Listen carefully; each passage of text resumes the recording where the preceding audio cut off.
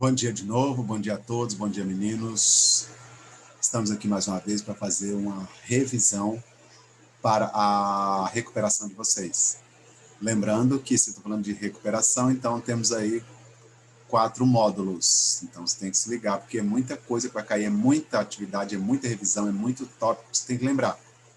Eu espero que você não precise, mas se precisar, estude com carinho, reflita, se dedique, porque muita coisa você tem que lembrar aí para a prova.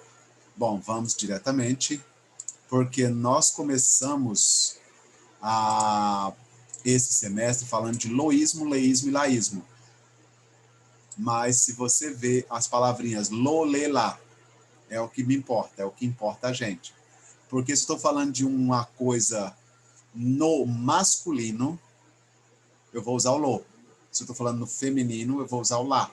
E se eu estou falando uma que surge, que dê margem à dúvida, ou que é impessoal, eu vou usar o lê. Pensando isso em português, pensa essa frase assim: você lembra da Maria? Eu a vi no centro. Esse a é o loísmo, leísmo, laísmo. Nesse caso, se é a Maria, eu lá vi. Eu a vi, eu vi. Um absurdo, mas eu vi ela no centro. Então, eu lá vi. Então, eu estou falando de um sujeito masculino, lo, feminino, lá, indefinido, neutro ou surge dúvida, lê. Certo? Mas aí também tem os plurais disso. Los, les, las. Me recuerdo de tu hermanas. Eu las encontrei outro dia. Tá vendo? Então, esse lá também pode ser a las. Então, lo, le, la, los, les, las. Só fique pensando. O foco nosso não é em toda a gramática, mas pense só nesse foco. Se eu estou falando de feminino, lalás, masculino, lolos, e neutro ou, na dúvida, lelês. Então, esse é o loísmo, leísmo, laísmo. Foquem nisso, certo? Isso é importante. O segundo conteúdo também que vai cair na prova de vocês são os artigos. E aí eu tenho os artigos definidos e os artigos indefinidos. Artigos definidos: el, los, la, las. E os artigos indefinidos: un, uno, una, unas. Então, por exemplo, este es el chico, ou estes são los chicos, los coches, el hermano, la hermana, la prima, las casas. Então, esses são os artigos definidos. Eu tenho um coche, uma hermana, unos compañeros, unas amigas, um perro. Artigo indefinido, certo? Então, el, los, la, las, unos, una, unas. Então, os artigos definidos e indefinidos. Também é um segundo tópico que vai cair na prova de vocês. E aí eu chego nos héteros. Eu tenho especificamente 3 héteros. Hétero genérico, heterotônico e heterossemântico. Se a própria palavra hétero já dá ideia de duplicidade, de mais de um. Então, primeiramente, começando pelo hétero genérico.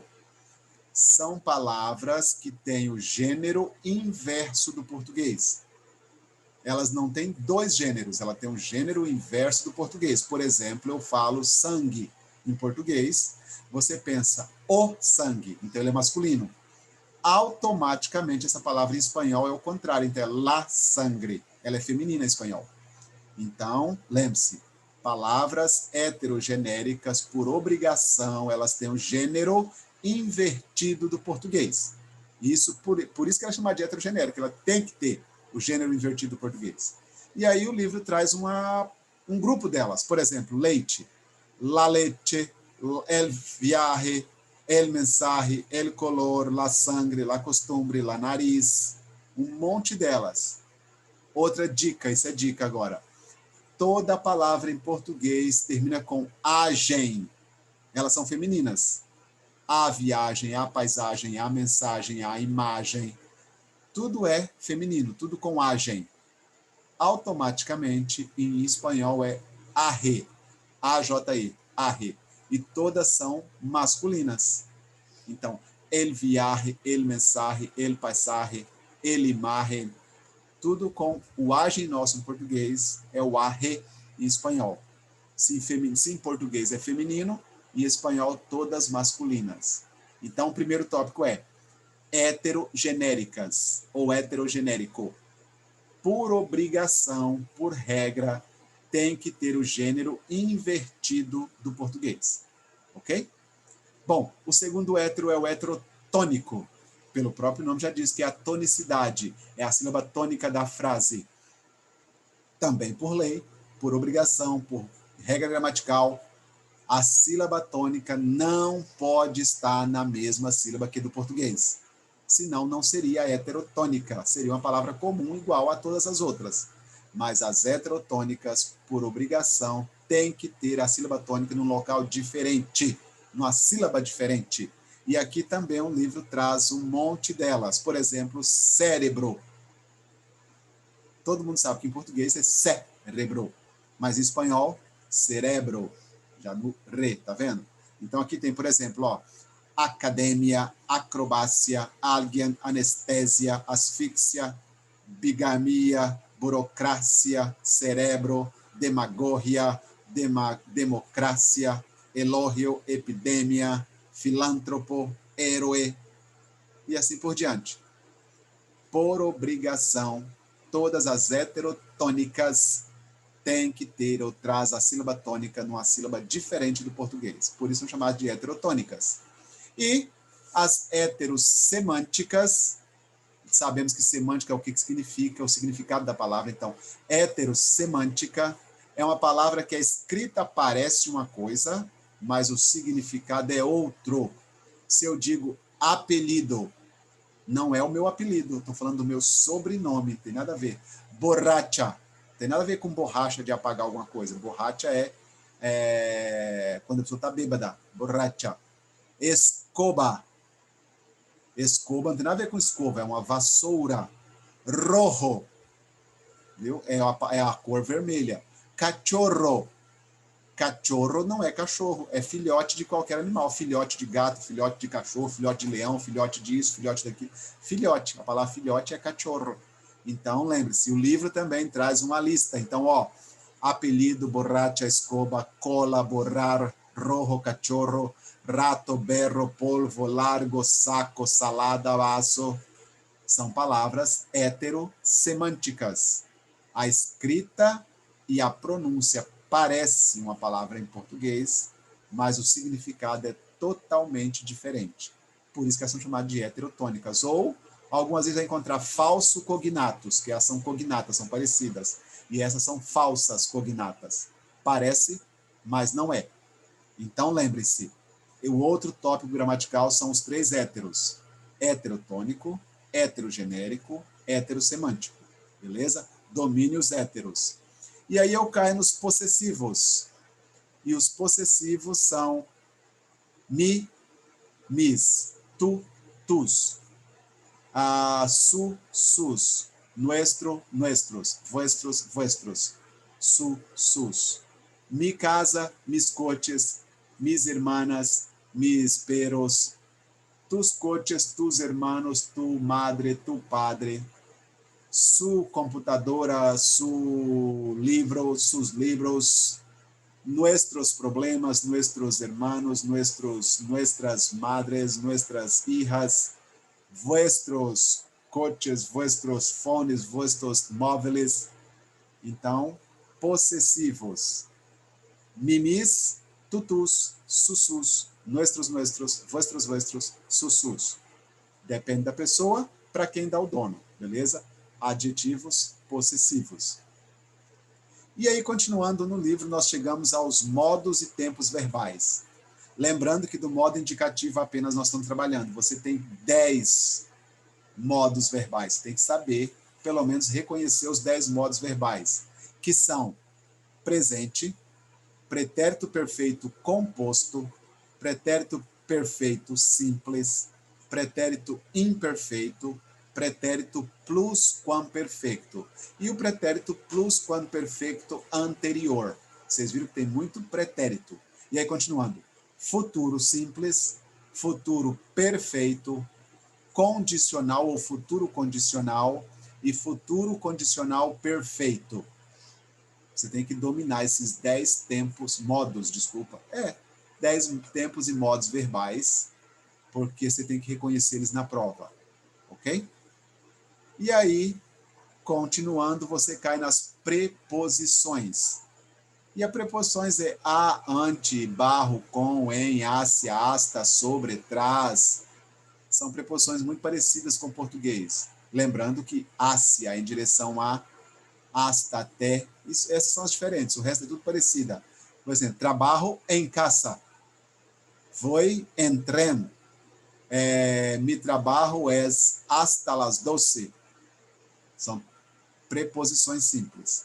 E aí, para terminar com as preposições, chegam as conjunções. E aí tem conjunções adversativas, copulativa, distributiva, disjuntiva, causal, consecutiva e tal.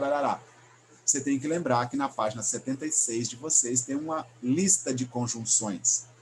E vocês precisam saber o que elas são em português. Eu preciso saber a tradução delas. Porque, por exemplo, eu digo, complete com a conjunção adversativa. Você tem que saber que é um, que, mas, pero, sino, sim, sin embargo. Complete com a copulativa. E, además, além de, já que. Distributiva. Bien, bien, hora, hora, xaxá. Então, tem que saber o que são. E aí, causal, dado que, porque, posto que, já que. Concessiva, apesar de que, aunque, porque, mas que. Condicional, a condição que, com tal que, se, sin embargo, sempre que. Consecutiva, com que, logo que, tal que. E aí, temporal, antes que, quando, desde que, depois de que, logo que, mientras. Então, isso são conjunções. Você tem que saber e dominar as conjunções, beleza? Então, voltando no início, para eu repetir o que você tem que dominar. Domine loísmo, leísmo, laísmo, ou lo, le, lá, los, les, las, para masculino, feminino e neutro. Domine os artigos definidos, elo, las, e os artigos indefinidos, uno, unas, unas. Domine os 3 héteros, heterotônico, com a sílaba tônica em um lugar diferente. Heterogenérico, gênero invertido. E heterossemântico, a escrita parece, mas não é. Domínios possessivos, pronomes possessivos. Mimis, tutu, sussus. Nuestro, nuestros, vuestros, vuestros, sussus. Quem é o dono de quê? Domine os 10 tempos verbais, não precisa conjugá-los, tem que saber o que são, você tem que reconhecer que é presente. Aí começa pretérito perfeito composto, pretérito perfeito simples, pretérito imperfeito, pretérito plusquamperfeito e pretérito perfeito, plusquamperfeito anterior. Aí chega futuro, futuro perfeito, futuro condicional e futuro condicional perfeito. Isso são os 10 tempos verbais. Logo após, domine as preposições. A, em, entre, porém, contudo, entre, barro, ácia. E também domine as conjunções adversativas, copulativas, distributivas, ok? Isso são os conteúdos da prova. Lembrando mais uma coisa, também tem uma apócope, quando eu corto a palavra para ela ficar menor. Por exemplo, ningún, ninguno. Maria não tem nenhuma irmã. Eu não tenho nenhum problema. Quando eu uso na frente da palavra, na frente do apócope, um substantivo masculino singular, eu corto, eu diminuo. Por exemplo, um grande dia. Dia masculino e singular. Eu posso usar um grande dia. Mas uma hora, por exemplo, é feminino. Na grande hora. Eu não posso usar uma grande hora. Não dá. Grande hora. Uma grande senhora. Não dá para eu colocar uma grande senhora, porque senhora é feminino, mesmo que seja singular. Então, a grande senhora. E é claro que plural nunca. Não dá para eu ser o grandes. Não tem grandes. Então, grandes, grandes. Então, não existe apócope para plural e não existe apócope para feminino. Só posso apocopar a palavra, eu posso cortar a palavra quando é masculino singular. E um outro também que usa muito é o muy mucho.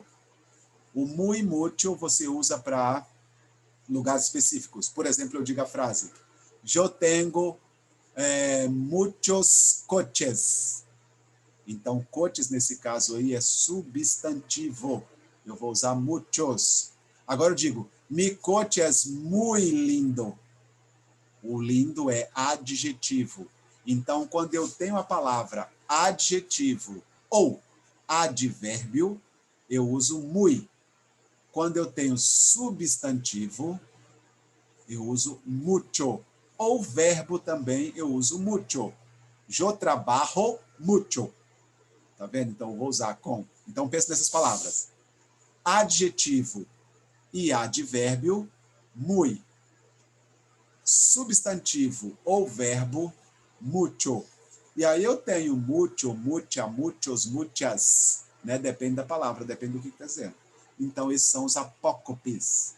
Então, meninos, tenham cuidado, façam com carinho, reestudem, revisem, tenham uma dedicação maior, porque é muita coisa para se lembrar. Eu desejo a vocês um bom dia, boa sorte na prova, fiquem em paz, vejo vocês por aí, até mais, tchau, tchau. Precisarem de mim, manda mensagem lá, estamos sempre dispostos. Tchau, gente. Até mais, fiquem na paz.